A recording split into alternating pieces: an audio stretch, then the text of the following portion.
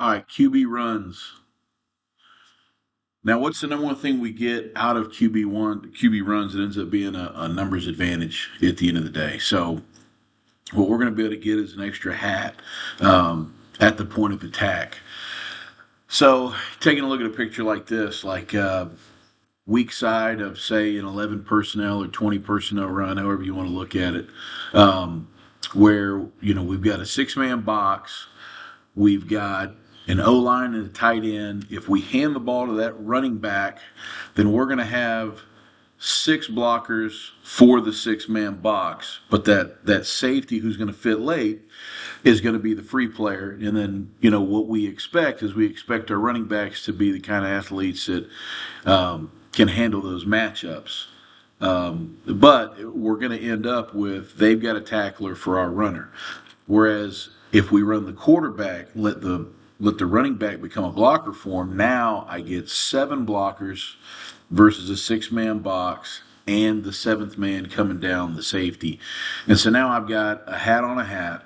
All right, they don't have an extra player. Whoever their free player is to tackle the quarterbacks on the other side of the field, and so we end up with a numbers advantage. So that's the number one thinking behind QB run game, and that's where it starts for us. That's why we do it, and we build out from that point right there. So we want to be able to get an extra hat to the party at the end of the day, and these are the situations we'll try to apply that to. So number one, we want QB runs anytime we got a quarterback who's a beast. If we got a guy who is really good with the ball in his hands, running the ball, he may be a shifty guy who's fast. He may be a big strong guy who can run up in between the tackles. Doesn't really matter what the skill set is. If the quarterback that you've got is a threat to go run the football, then that's when you want to have carry QB runs, and that's a great advantage to have in football.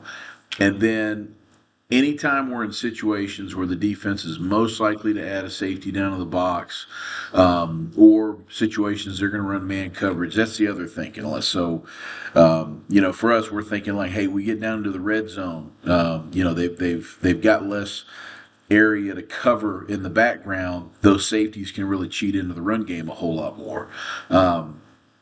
Hey, we're in a short yardage situation. They're going to play, man coverage, get the extra guy down to the box, and they're going to try to, get everybody in there to stop the run on fourth and one, third and one.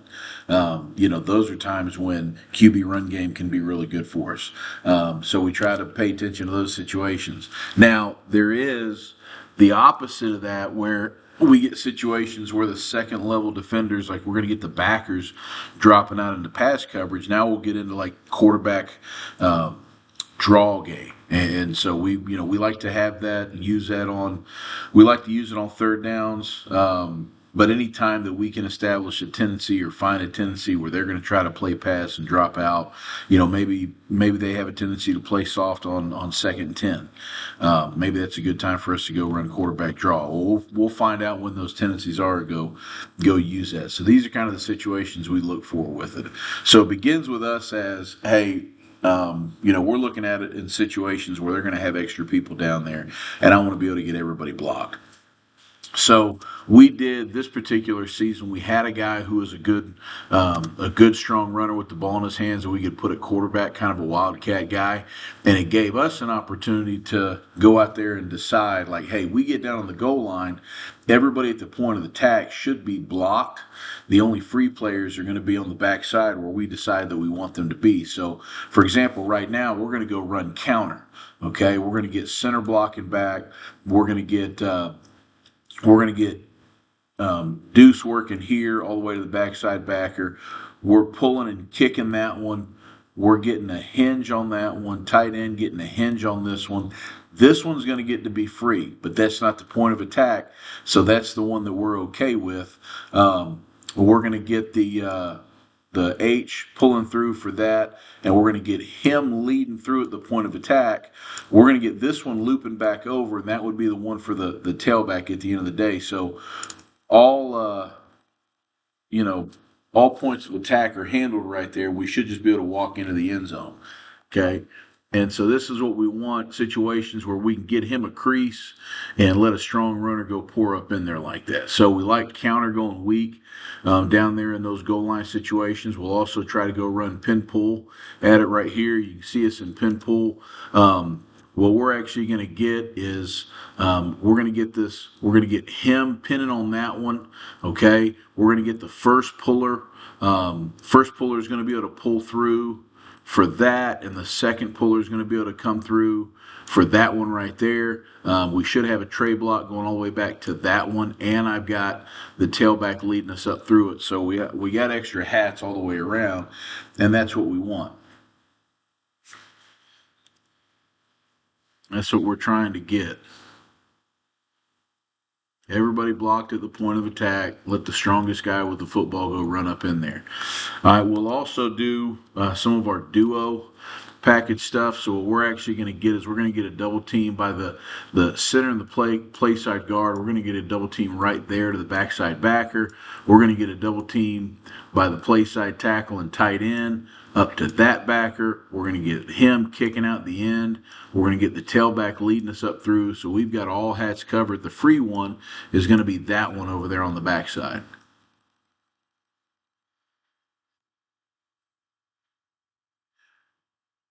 And so now we get a chance to run that big body up through there with no free players hitting them. So they really don't get a chance to slow him down at the point of attack. Whoever he's making contact with is somebody who's also got a blocker on him at the end of the day. So that makes us stronger running the football. Now we also like this package right here where we'll go two fullbacks into the game, and we'll put a three-man surface on both sides. We're going to block everybody down. Essentially, we're running HH counter right here. So the first fullback's kicking, second fullback's wrapping. Everybody's blocking down away from the call. We're going to run this thing weak. We like to put just kind of a wide rail coming out of the backfield just to hold that edge, all right, so that if they completely neglected him, we could technically have an RPO built in. We did not get any chances to throw this year. We didn't think that we would. We figured somebody would always have a man. We just wanted that to be able to take him out of the game and have something there in case they decided to to play risky, if it was fourth and goal for the game.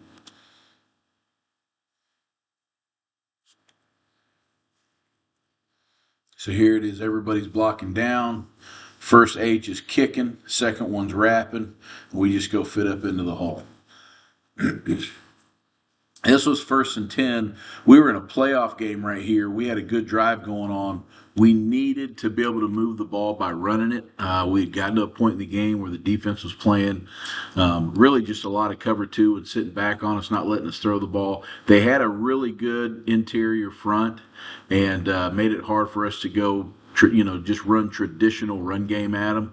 So in order for us to be able to go steal yards, we wanted to get into our Wildcat package right here and just let everybody down block and let the two H's go kick and let our guy go try to run up in there and get some yardage. So did a good job right here. We give up a little bit of penetration to the play side right here with the play side tight end. He's got to get his feet down on the ground. But good hard run right there, and just getting that strong Wildcat runner, giving him a chance to go run, and we've got hat on a hat all the way across the board. That's what we want. All right, the other thought process behind it is to use empty formations or use movement RPOs with the run game to be able to put the defense in a bind. Okay, so in this first set, we're in 11 personnel. We're gonna run running back swing screen out here to the perimeter. Now they do a good job with the corner playing trap technique right here.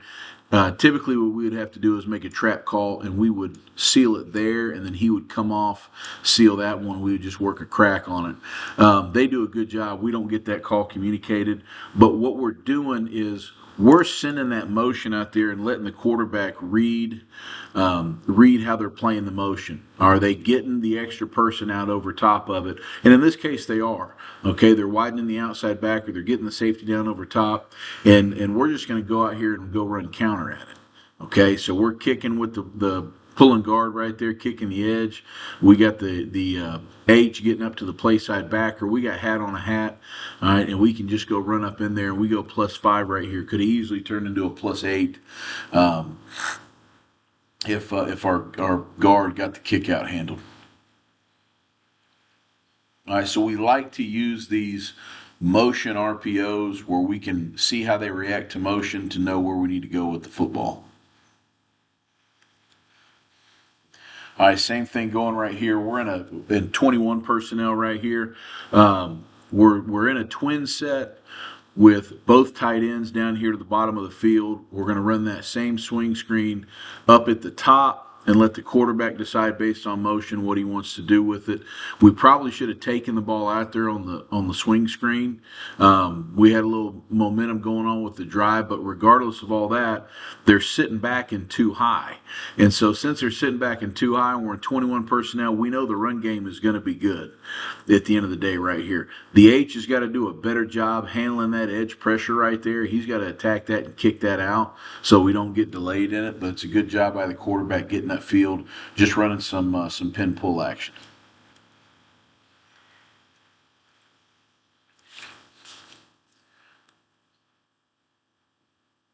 So you can see we're going to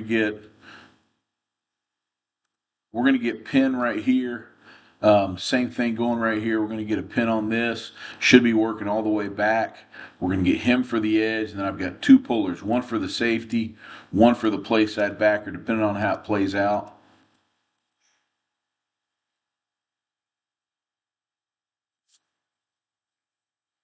We like the motion RPOs with the QB run game. Now the other thought process behind it is just go to empty. So we're in a 5 wide set. Are they gonna get people outside the box? In this case, they did. We got them to a 5-man box. We're gonna go run a tackle wrap scheme right here, quarterback run game with hitches all the way across the board. And quarterback's just essentially going to be able to count the box right here. Hey, 5-man box. I've got 5 blockers. We're going to go ahead and run the ball versus this set right here. All right, we're just running dart, tackle wrap, and letting the quarterback go run the ball versus 5-man box.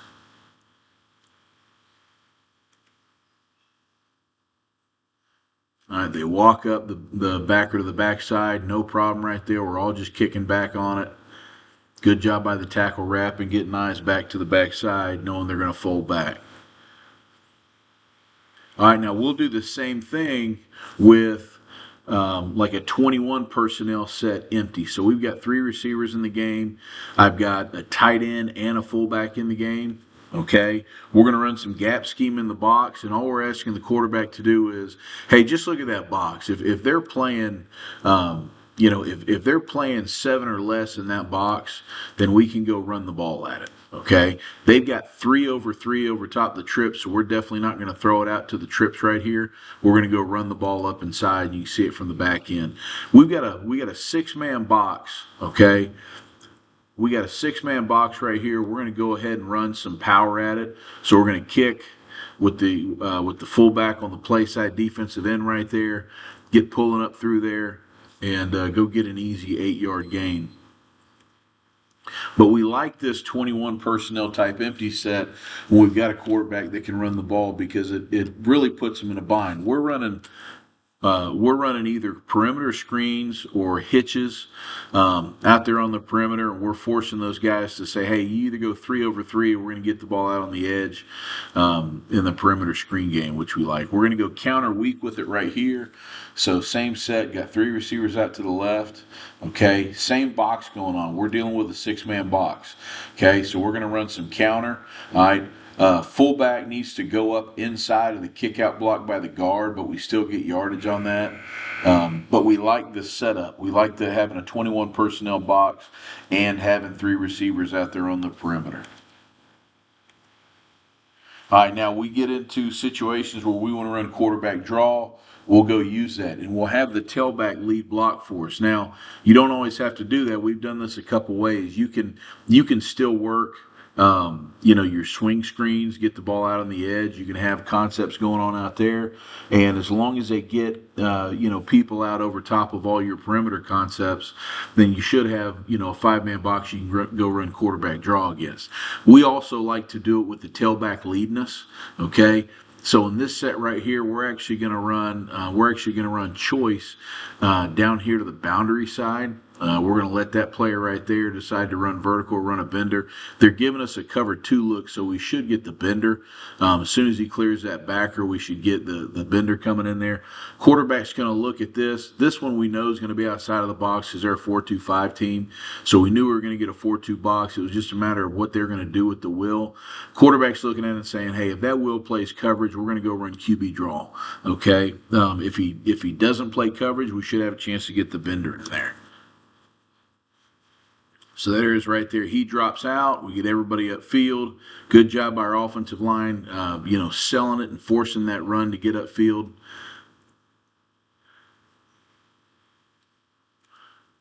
We want to set and we want that rush to go outside. Like our left guard right here, it's a good job. He wants to get that rush to get outside of the quarterback's lane, and the moment it does, he wants to turn and hip it and run it upfield.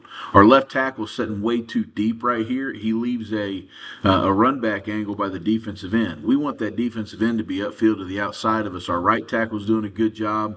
Okay, you can see his set is shorter, and he's letting that rush get to the outside, trying to take away the inside angle for him. All right, that was a big 3rd and 10 call for us right there. So we'll continue to use quarterback draw, all right, in as many different scenarios as we can. Right here, we paired it up with snag concept to the boundary of the field. So we're running corner, okay? We're running corner here. We're running the snag concept by our outside receiver, and we're sending that back on an arrow route to the flat right now. We're just trying to put stress on the will backer. Again, dealing with a 4-2-5 team, we just wanted to put stress right there. We knew they were going to be a quarters bunch. We'd have the nickel outside the box, okay? If he doesn't go cover the snag, then I've either got the back and the flat wide open, or I might even have the snag sitting down. Okay, if he does buzz out, now I'm creating that 5-man box, and we can run QB draw with these 5 for these 4 and that 1 right there. And there it is right there. Now we end up slipping on one of the blocks right here, end up having to go the other way, but you can see it from the back end. Okay, back free releases. The will backer is going to take the cheese on it, so he leaves the box. We should have a path. We end up running the fold the wrong way. We should have ran the fold back. We should have run the fold back in this direction, anticipating that right there. But that's where we like to go be able to run the draw at, but they end up getting us a little cut off right there. We want to be right there with it, and that's how we want to play that thing out. But so we like these situations of being able to use QB draw, to get stuff open. So whether it's getting the extra hat at the point of attack and getting the extra blockers in front of them, or whether it's trying to widen people out using empty formations or using motion RPOs or concepts to be able to, make those those screen draw or pass draw decisions. We like to use all that stuff. So we're going to use quarterback run game as much as we can. It's always better when you got a guy that's really built for it. But even if you've got a guy that's not really built for the quarterback run game, you want to have something in place where he can be a part of it, because when the defense knows that quarterback is at least some version of a threat, then we get to hold those eyes in place and make things better for us at the end of the day. So that's our quarterback run game.